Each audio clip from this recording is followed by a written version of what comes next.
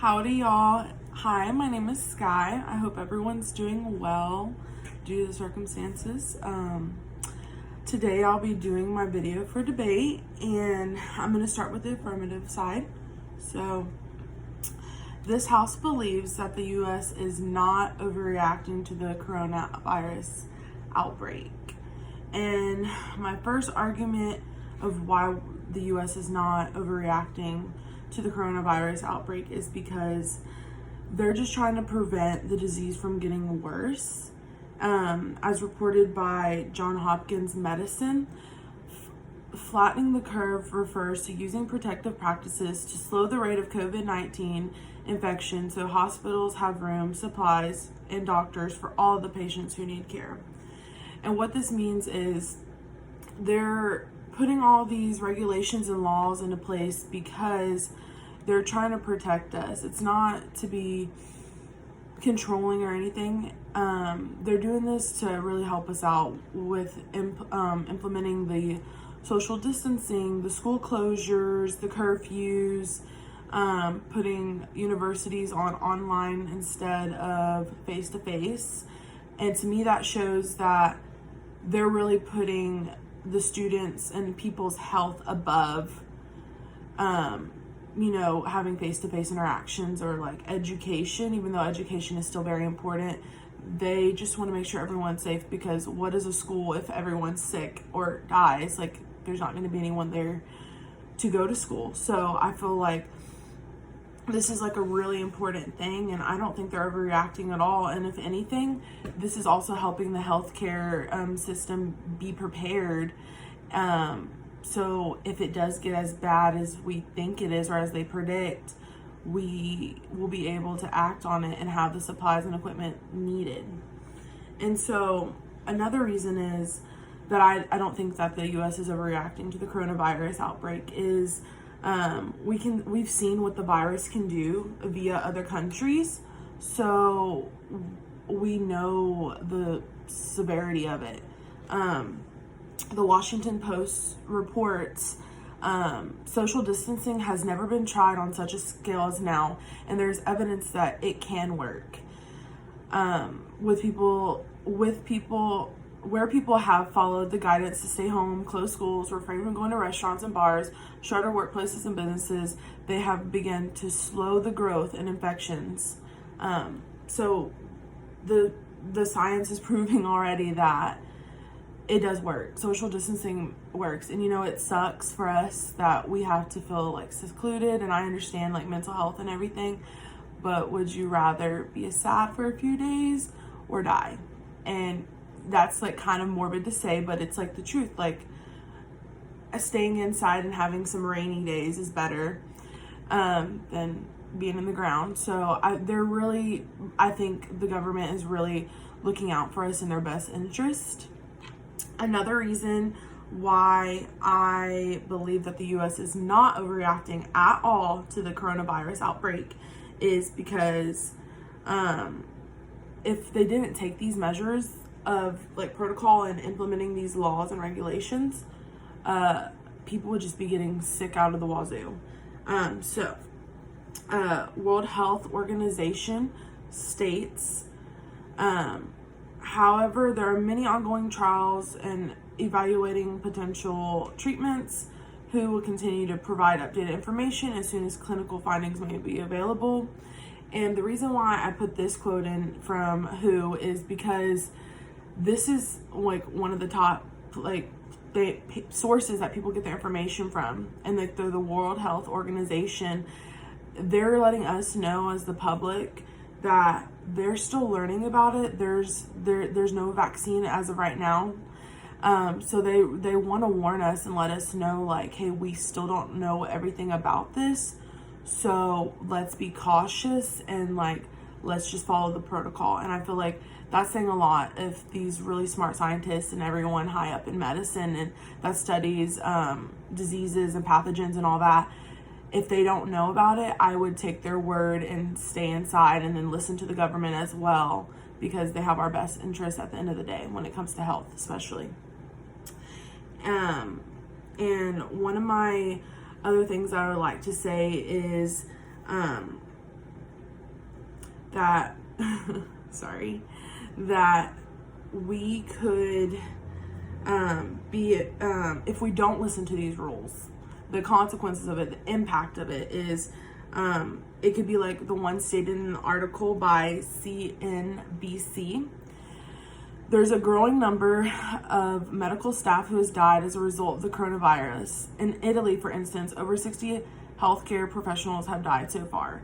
And this is an older article that I had got, but it's showing that, and as I referred to back in one of my previous ones, like how we have the ability to see like secondhand like the effect of the coronavirus. So this is just stating like the impact, like they're talking about like the people that are taking care of the people that are sick from the coronavirus, the doctors, the nurses, the staff getting sick and dying because they're running out of supplies. The doctors cannot protect themselves. So who's going to be there to help you if there's no supplies to help you or the people to help you? So in conclusion, I don't think that the US is overreacting at all. I think they have our best interests and they're doing what they can, and they just want us safe and healthy at the end of the day. So moving along, I'm now going to be going to the negative side of this. So this opposition believes that the US is reacting to the outbreak. And one of the main reasons that I have, one of the first arguments I have for the US saying it's overreacting is because the government and everything is causing mass hysteria here in America, which is definitely negative, and we don't need that because that's just going to cause way worse of consequences. So Stat News reports the reaction by the media and government is likely to produce more harm to societies around the globe than the virus, possibly for years to come. So what this is saying is the consequences of the mass hysteria are actually more harmful than the virus itself, and that these devastating effects could happen for years to come. So this should be a warning to everyone now not to be freaked out and scared, because I think one of the main values within the negative side of the US overreacting is fear. Fear is what's taking control of everyone and how everyone's reacting. The hysteria is causing several problems economically and with everyday people, like us ordinary people. And what I mean by that is it is causing stockpiling. It is causing our economy to hurt. And then Stat News also states grocery and drugstore shelves are being emptied of cold and flu remedies, hand sanitizers, disinfectant wipes, and anti-inflammatory over the counter. This will cause lasting economic consequences given supply and demand side shocks. With businesses closed and people avoiding public spaces, less money and fewer goods and services are exchanged in hands. Now, I'm not saying that I expect everyone to go out into the store and go buying stuff and going eating out at restaurants. I don't agree with that.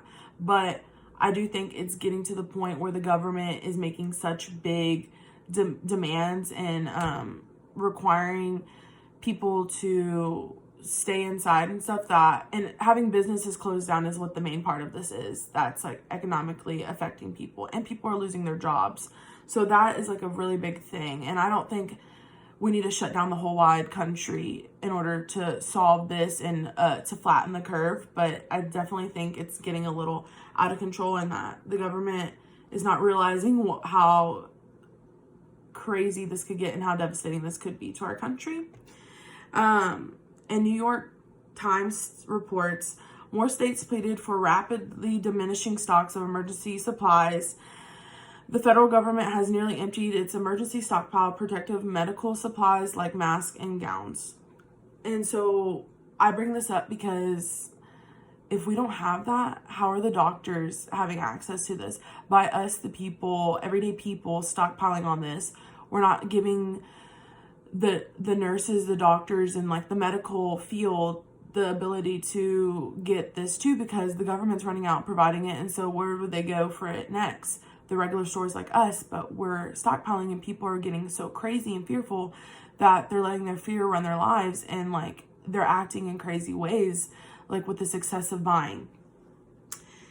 And my last point of this is, because of this hysteria, devastating repercussions will follow.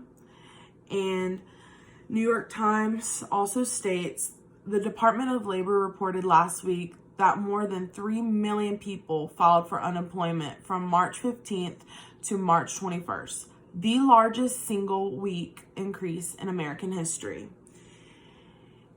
And I bring this as my last point because that is 3 million people in 1 week in the United States of America filed for unemployment. That is some crazy stuff. I don't think the government is realizing how crazy this is getting for us economically, and how, I don't know how they think or plan that we're gonna dig ourselves out of this hole. I understand it's a virus, but at the end of the day, the whole world doesn't need to shut down and suffer from it. I think some of the rules implemented are good, but with all the businesses and everything shutting down and life just like slowly turning pitch black, it's time to stay more calm and not let fear run our lives. And that is my video. Thank y'all, and I hope everyone watching stays safe, and I hope to see y'all later. Gig 'em. Bye.